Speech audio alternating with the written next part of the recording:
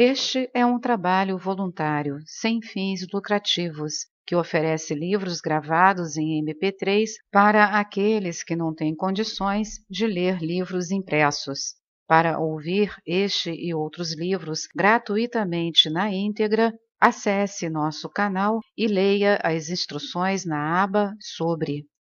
Este livro foi gravado para o uso exclusivo da pessoa com deficiência visual, não podendo ser comercializado de acordo com a Lei nº 9.610, de 19 de fevereiro de 1998. Faixa 12, Capítulo 4.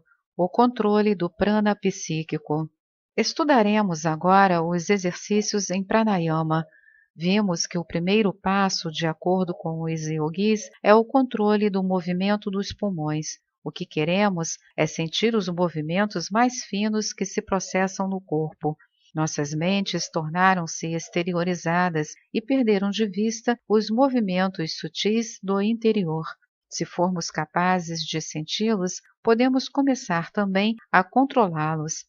As correntes nervosas fluem através de todo o corpo, trazendo vida e vitalidade a cada músculo, mas não as sentimos.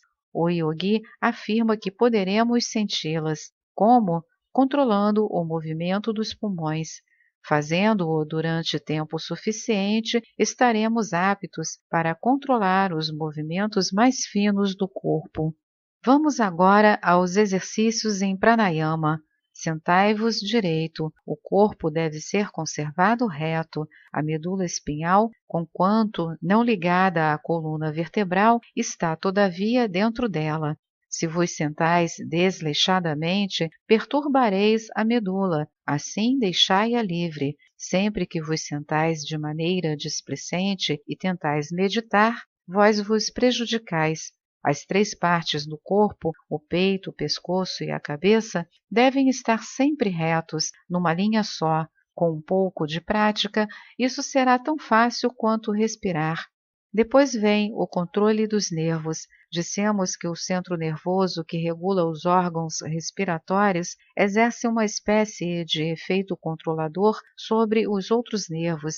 Eis porque a respiração rítmica é necessária. A maneira pela qual geralmente respiramos não deve ser chamada respiração de forma alguma, é muito irregular. Além disso, existem diferenças naturais entre a respiração das mulheres e a dos homens. A primeira lição é respirar de maneira ordenada, tempo igual tanto na inspiração como na expiração. Isto harmonizará o sistema. Praticando assim durante algum tempo, podereis repetir com a respiração a palavra Om ou qualquer outra palavra sagrada. Na Índia, ao invés de contar 1, 2, etc., costumamos usar palavras simbólicas para medir os períodos de inalação e exalação.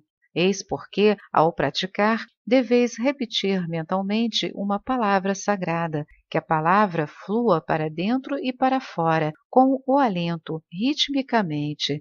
Ireis notando que o corpo inteiro se vai tornando rítmico. Gozareis então de um descanso real. Comparado com ele, o sono não representa descanso algum. Uma vez conseguido, os nervos mais fatigados se acalmam. Sabereis então que antes não havíeis realmente descansado. A mudança de expressão no rosto é o primeiro efeito desta prática. Desaparecerão as linhas duras.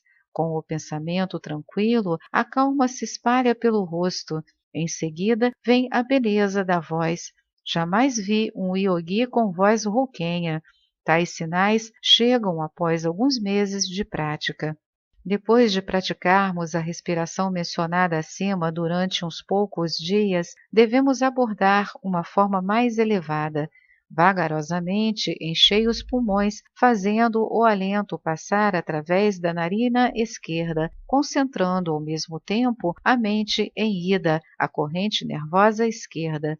Estareis, por assim dizer, enviando a corrente nervosa para baixo pela coluna espinhal, fazendo-a bater violentamente no último plexo, o lótus básico, ou assento de Kundalini, de forma triangular. Mantende aí a corrente por algum tempo. A seguir, imaginai que estais gradualmente puxando a corrente nervosa com o alento através do outro lado, Pingala. Então, exalai bem devagar, através da narina direita. Encontrareis nisso alguma dificuldade. A maneira mais fácil é tapar a narina direita com o polegar e inalar lentamente pela esquerda. Depois fechar ambas com o polegar e o indicador, imaginando enviar a corrente para baixo, tocando a base do chuchuma. Depois, retirai o polegar, deixando o alento escapar através da direita. A seguir, inalai também vagarosamente pela direita, conservando a outra fechada com o indicador. Então fechai ambas, como antes. Os hindus realizam esta prática de uma forma bastante difícil para as pessoas deste país, porque estão habituados a fazê-lo desde a infância e seus pulmões estão preparados. Aqui, abre colchete, Estados Unidos, fecha colchete. Basta começar com 4 segundos e aumentar paulatinamente. Inspirai por 4 segundos, retendo 16 segundos, exalai em 8 segundos. Isto completa um pranayama. Ao mesmo tempo, pensai no lótus básico de forma triangular, concentrai a mente nesse centro, a imaginação vos ajudará bastante. A respiração seguinte consiste em inalar vagarosamente e logo após exalar lentamente, parando então a respiração de todo, utilizando os mesmos números.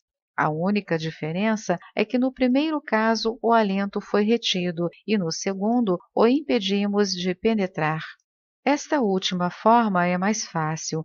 O exercício pelo qual o alento é retido nos pulmões não deve ser praticado frequentemente. Fazei-o somente 4 vezes pela manhã e 4 vezes à tarde. Depois, vagarosamente, aumentareis o tempo e o número. Vereis que sois capazes de fazê-lo e sentireis prazer nisso.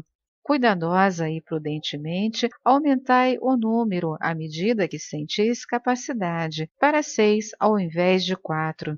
A prática irregular vos será prejudicial. Dos 3 processos acima descritos para o controle do prana, o primeiro e o último não são nem difíceis nem perigosos. Quanto mais praticardes o primeiro, mais calmos sereis. Repeti Om à medida que respirais. Podeis praticá-lo mesmo quando estiverdes sentados trabalhando. Isso vos fará um grande bem. Algum dia, se praticais tenazmente, Kundalini será despertada. Praticando 1 ou 2 vezes por dia, apenas uma pequena calma de corpo e mente se fará sentir, e uma bela voz. Kundalini despertará somente para os que puderem ir além na prática. Então, toda a natureza se transformará e abrir-se-á a porta do conhecimento. Não mais necessitareis recorrer aos livros. Vossa própria mente se tornará vosso livro, contendo infinito conhecimento. Já falei das correntes Ida e Pingala, fluindo através dos ambos lados da coluna espinhal, e também do Sushumna, o canal no centro da medula. Os 3 estão presentes em todo o animal, qualquer criatura que tenha uma coluna espinhal. Mas os yogis afirmam que nos seres comuns o Sushumna está fechado e sua ação não é evidente, enquanto que nos outros 2, Pingala e Ida, sua ação leva força a diferentes partes do corpo. O Sushumna abre-se somente para o yogi. Quando a corrente começa a elevar-se pelo Sushumna, vamos além dos sentidos. Nossa mente se torna supersensória, supraconsciente, vamos além mesmo do intelecto, lá onde não chega o raciocínio. Abrir o Sushumna é o objetivo primordial do yogi. De acordo com ele, ao longo do Sushumna estão alinhados os centros, ou lótus, na linguagem figurada da yoga. O mais inferior está situado na extremidade da medula e é chamado Muladhara. O seguinte, mais alto, é chamado Swadhisthana, Svadhisthana. O terceiro, Manipura. O quarto, Anahata. O quinto, Visuddha, Visuddha. O sexto, Ajna, Ajna. E o último, que está no cérebro, é chamado Sahasrara, Sahasrara, ou o lótus de 1000 pétalas. Toda a energia deve ser levantada de seu assento no Muladhara e levada ao Sahasrara. Os yogis afirmam que de todas as energias do corpo humano, a mais elevada é o que chamam Ojas, O-J-A-S. Ojas está armazenada no cérebro, e quanto mais ojas tem uma pessoa, tanto mais poderosa, mais intelectual e mais espiritualmente forte. Um homem pode expressar belos pensamentos em formosa linguagem, mas não consegue impressionar as pessoas. Outro pode não expressar belamente seus pensamentos, entretanto suas palavras encantam e cada movimento seu é poderoso. Este é o poder de Ojas.